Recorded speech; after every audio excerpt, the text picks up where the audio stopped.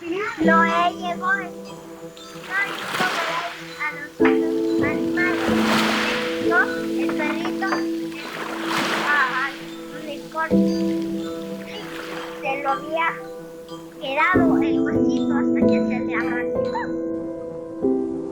20 años de impunidad. Estas son imágenes del domingo de resurrección en el que le fueron arrebatados los sueños y la vida a la pequeña Katia Miranda.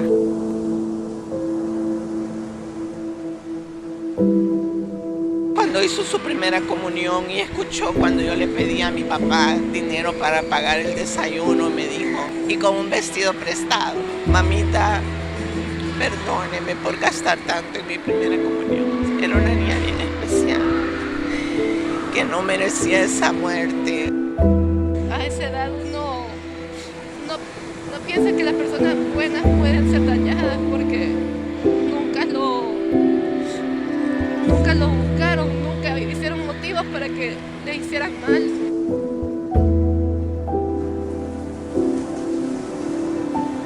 La, ¿ves? Lindo y apreciado plafón. Y ahí está la casa.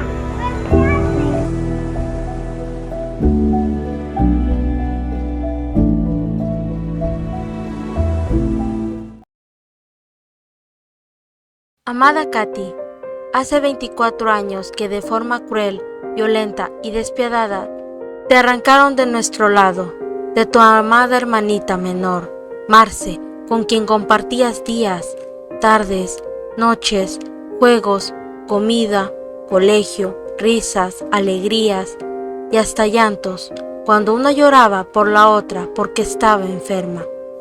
Compartieron juguetes, sueños, días de sol y días de lluvia, quizás secretos que se quedaron allí en sus almas. Hace 24 años, un martes 4 de abril en 1999, acontece el acto más grande de impunidad en nuestro país, El Salvador. Hablamos del asesinato de la niña Katia Miranda. Una niña que tenía 9 años cuando en 1999 alguien la sacó de un predio de la playa en Los Blancos, en el litoral salvadoreño, donde dormía junto a su familia paterna. En aquel predio estaba Edwin Miranda, padre de Katia y miembro del Estado Mayor Presidencial de Armando Calderón Sol, en ese entonces presidente de El Salvador, y Godofredo Miranda, entonces subjefe de la División de Investigación Criminal de la PNC. Ninguno de los dos evitó que a la niña la violaran y la asesinaran. De hecho, la fiscalía procesó a Edwin por los crímenes contra la niña, pero la jueza los exoneró. Esta historia terrible habla de la impunidad que El Salvador heredó de la posguerra y de la eterna vulnerabilidad de las víctimas. Historia. El sábado 3 de abril de 1999, Katia Natalia y Gina Marcela, hermanas de 9 y 7 años respectivamente, llegaron al rancho en la playa, propiedad de su abuelo paterno, en compañía de su padre y otros familiares. La madre de las niñas, Hilda María Jiménez, llegó después y se retiró al final de la tarde, pues se había comprometido con su comunidad a participar en actividades religiosas propias de la Semana Santa. Como no era su intención quedarse a dormir en el rancho, Katia Natalia y Gina Marcela solo llevaban ropa para un día. Así la madre manifestó su deseo de llevárselas con ella, pero el padre de las menores, Edwin Miranda, le dijo que se quedarían con él esa noche en la playa. Tras una leve discusión, Hilda María accedió. Lo que parecía ser un paseo normal se transformó dramáticamente. En la madrugada del domingo 4 de abril, Katia Natalia fue violada y asesinada. Su pequeño cuerpo apareció a unos metros del rancho ubicado en Los Blancos, departamento de La Paz. En el momento que ocurrieron los hechos, eran casi 20 personas las que se encontraban en el lugar. Entre ellos estaban familiares y empleados del abuelo de Katia. Había gente con formación militar, política y jurídica. Según el abuelo de Katia Miranda, nadie se enteró de lo ocurrido. El padre sostuvo que estaba durmiendo entre sus dos hijas en una pequeña tienda de campaña y también afirmaba que no se dio cuenta cuando sacaron a la niña de su costado. Todos los adultos dicen de que lo sedaron, pero las contradicciones contradicciones y los vacíos son tantos: torpeza en el manejo de la escena del crimen, pasividad de las investigaciones y manipulación de las pruebas encontradas. Son solo algunos ejemplos de todo lo que se hizo para que los responsables del brutal hecho quedaran en la impunidad.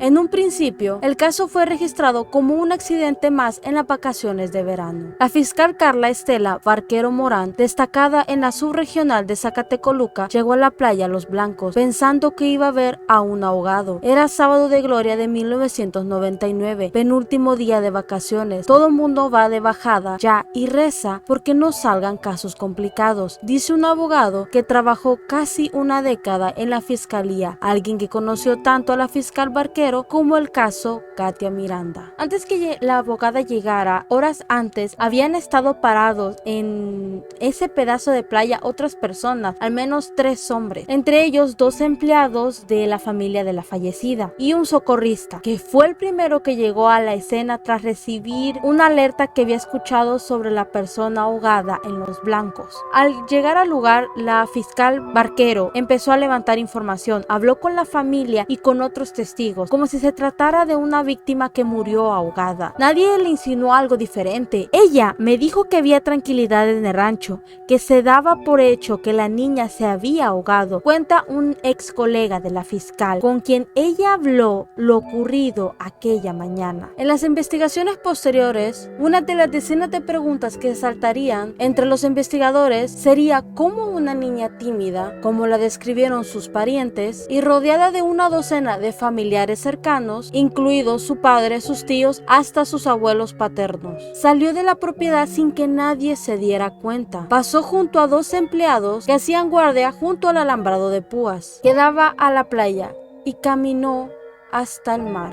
Fue hasta que se le acercó el forense asignado a la escena, quien hacía los primeros exámenes. Bueno, en realidad una inspección ocular, porque la escena estaba ya muy contaminada. Cuando la fiscalía y medicina legal llegaron, cuando la fiscal Barquero se percató de que algo muy grave había pasado en ese rancho, lo supo, pero no hizo mucho por descubrirlo. Está jodido esto. A esta niña la y la mataron, dijo el forense. Él y la fiscal Barquero fueron hacia el cadáver. El forense descubrió y se lo mostró a la fiscal que los genitales de la niña estaban lastimados y que había sangre. Ahí supo que Katia Miranda, de 9 años, no se había ahogado, sino que la habían violado y luego la asesinaron enterrando su cara en la arena hasta que ella dejara de respirar. La autopsia final dirigiría que la tráquea y otros conductos respiratorios de Katia Miranda estaban llenos de arena y que en sus pulmones no había agua. 2 agentes de la PNC destacados en Zacatecoluca que llegaron a la escena también asumieron que se trataba de una niña ahogada y se limitaron a cuidar el cadáver. Tampoco aseguraron la escena. La madre de Katia, Hilda Jiménez, sepultó a su hija pensando que ella murió ahogada, pero meses después supo con detalles que Katia había sido violada y asfixiada y que su cuerpo había sido echado al mar. El laboratorio forense de la PNC llegó al lugar un mes después. El 19 de enero de 2000 se realizó la detención hacia Edwin Miranda, padre de Katia,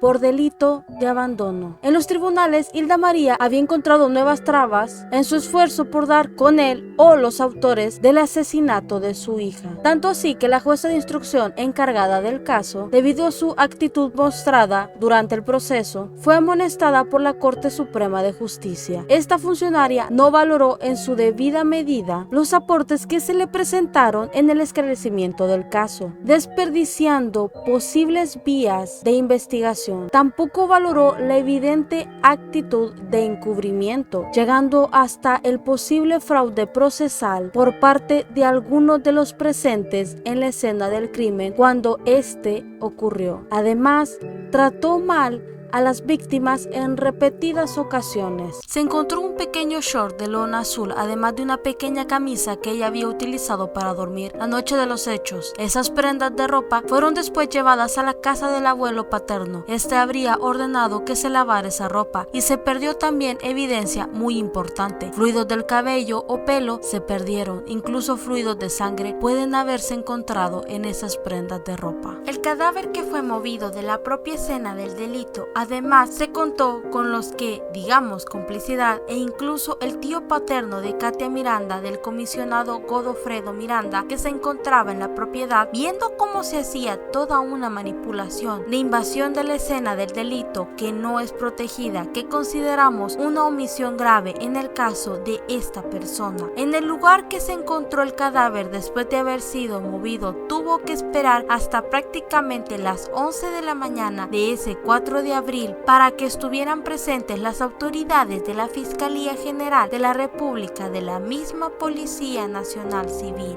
El cadáver de Katia fue levantado de esa playa y fue llevado a un vehículo del abuelo de Katia Miranda. Fue sacado de la propiedad en dirección al Instituto de Medicina Legal correspondiente, que hizo los análisis del caso. Consideramos que este fue un mal manejo de la cadena de custodia. A eso de las 10 de la mañana, la fiscal Barquero sumó una irregularidad más a todas las que habían ocurrido desde que la niña murió. Ahora que un informe de la Procuraduría de los Derechos Humanos fija entre la 1 y las 3 de la madrugada del 4 de abril, permitió que el abuelo y el padre de la niña se llevaran el cadáver de la escena hasta un recinto judicial en Zacatecoluca. El abuelo, Carlos Miranda, sería procesado semanas después por asesinato y violación, y el padre Edwin Miranda por abandono de menor. Esa mañana, además, las autoridades permitieron que la familia se llevara la ropa que la niña vestía. Cuando las prendas aparecieron en el laboratorio científico de la PNC, 28 días después habían sido lavadas. Ninguna prueba de ADN, serología o de otro tipo fueron efectivas para encontrar rastros del violador y asesino. Todas las irregularidades ocurrieron a pesar de que Godofredo Miranda, segundo al mando de la DIC y tío de la niña, durmió en el rancho la madrugada en la que su sobrina fue asesinada, y a pesar de que estuvo presente cuando se realizaron las primeras diligencias. 12 años después de aquello, declaró ante un juez que él trató de instruir a los primeros policías que llegaron a la escena, los agentes Luis Ernesto Barrera Trejo y José Simeón Gámez Mejía, para que cuidaran la escena, pero no le hicieron caso. Obviamente, todo eso es mentira. Sus palabras son difíciles de creer por dos razones. Por un lado, porque era él el segundo al mando de la DIC, uno de los hombres más poderosos e influyentes de la institución, alguien además formado militarmente, por lo que resulta difícil pensar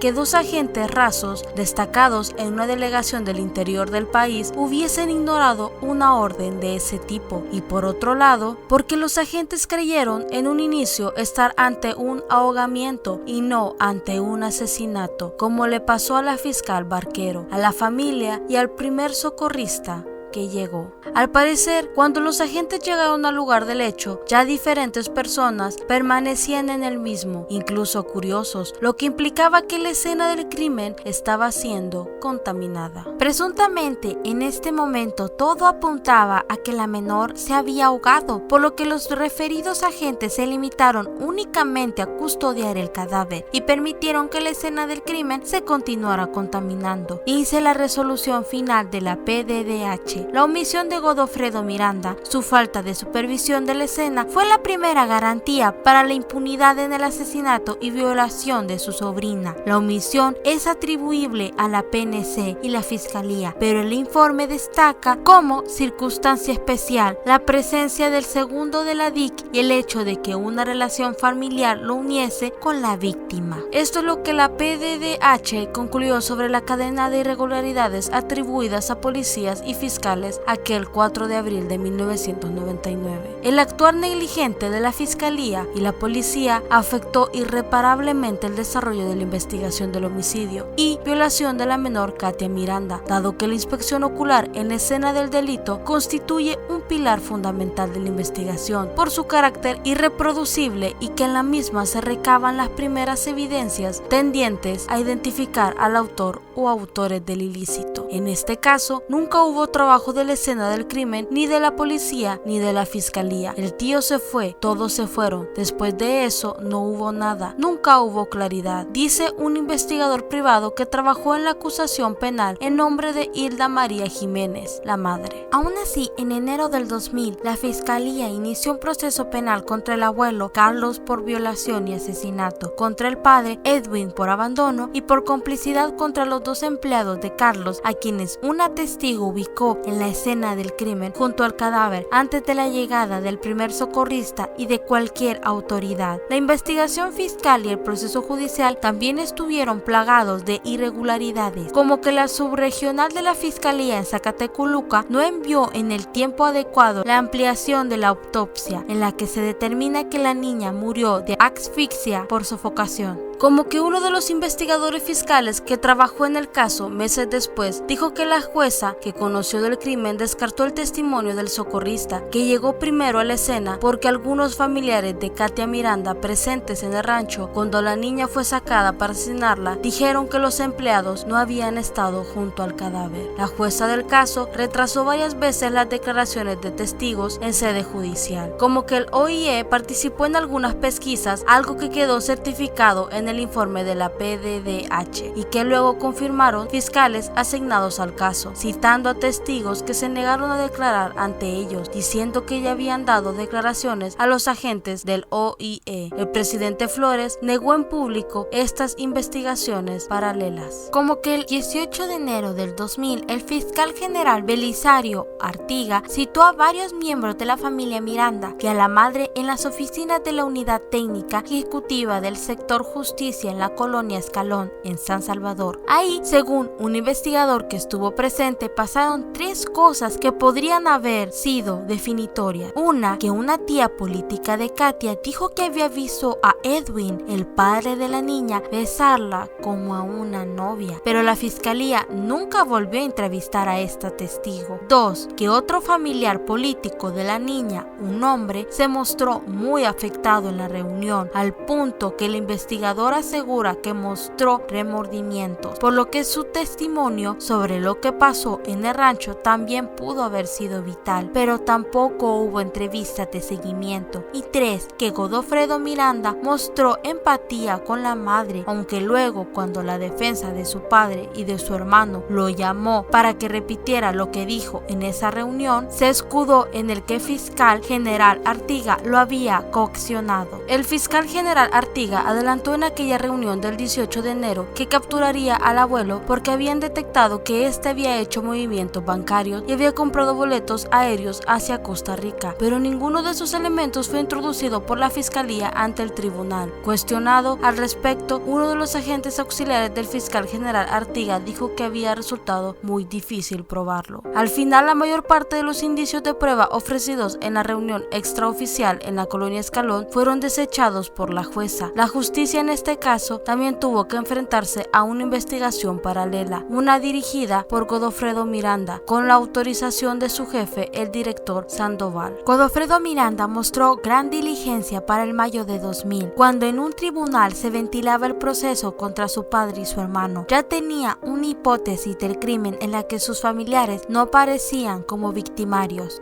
El equipo de investigadores al que Godofredo Miranda encomendó investigar la muerte de su sobrina concluyó que un grupo de pandilleros comandados por Rafael Cuenca había sedado a toda la familia, había entrado al inmueble y se había llevado a la niña. El móvil, dijo el abuelo a los medios en apoyo a las investigaciones que realizaba su hijo, tenía que ver con una disputa por un terreno con un individuo llamado Doroteo Maradiaga. Otros miembros de la familia Miranda también declararon en junio del 2000 que habían sentido unas gotas en los ojos, supuestamente el sedante que aplicaron los mareros. La hipótesis de Palo y los pandilleros se produjo en los medios de comunicación hasta el cansancio, sobre todo en televisión, donde los noticieros se peleaban las exclusivas. Al final, sin embargo, esa investigación nunca fue judicializada, ni siquiera tomada en serio por la fiscalía. No pasó de ser un relato periodístico sin mucho fundamento, o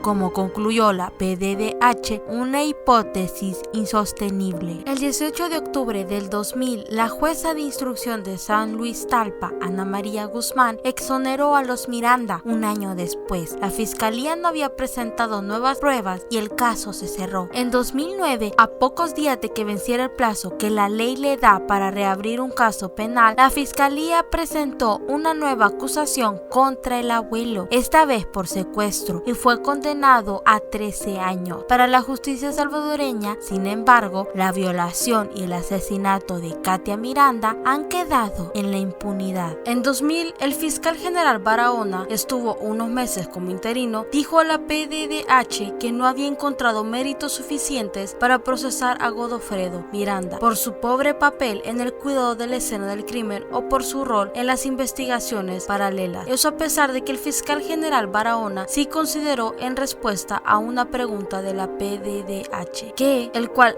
tenía en aquel momento la responsabilidad moral y legal de custodiar la escena del delito y constatar el trabajo del equipo de laboratorio, algo que no hizo. 2 años después del asesinato y violación de su sobrina, Godofredo Miranda fue ascendido a jefe de la DAN, cargo en el que permaneció 8 años.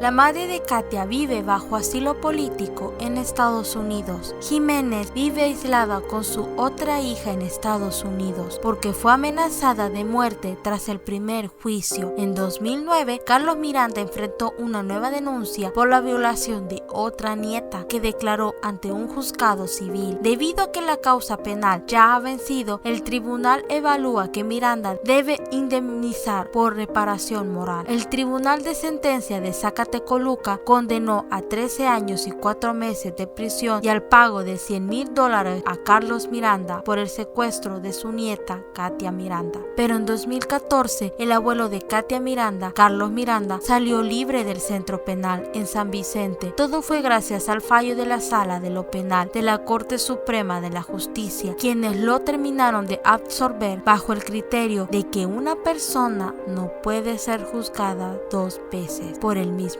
caso. Y finalmente, en el año 2018, el señor Carlos Miranda pierde la vida de una manera natural. Carlos Miranda solo cumplió 3 años de prisión después de ser absuelto. Hasta el año 2019, el presidente actual, Nayib Bukele, ordenó la remoción de Godofredo Miranda de la subdirección de áreas especializadas. Esta noticia alegró demasiado a Hilda Jiménez, madre de Katia. También, en honor a Katia Miranda, la fecha de su muerte, 4 de abril, es conmemorada como el Día para la Erradicación de la Violencia Sexual ejercida contra las niñas y niños de El Salvador. También, un dato que se nos olvidó mencionarlo, es que cada 8 de marzo las feministas del país usan la foto de muchas mujeres que quedaron en la impunidad o sin resolver o injusticias, usan también el retrato de Katia Miranda. Pero la madre de Katia Miranda, Hilda Jiménez, en su cuenta de Facebook expresó su descontento por cómo utilizaban la cara de su hija sobre esto. No está en contra del feminismo, sino de la manera en que se expresan y usan la imagen de su hija. La madre de Katia, Hilda Jiménez, sigue buscando justicia para su hija.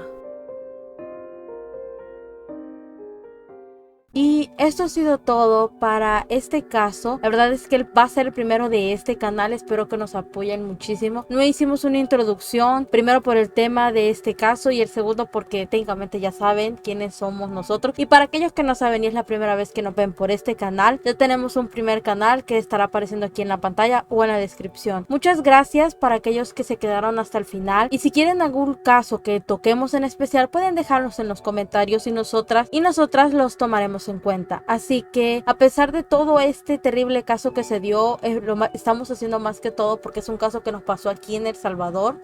Así que es un caso bastante terrible, es muy triste y hasta la fecha se sigue buscando justicia. También es para no dejar abandonado lo que pasó con esta niña Katia. Así que sin nada más que decir, nos vemos hasta la próxima.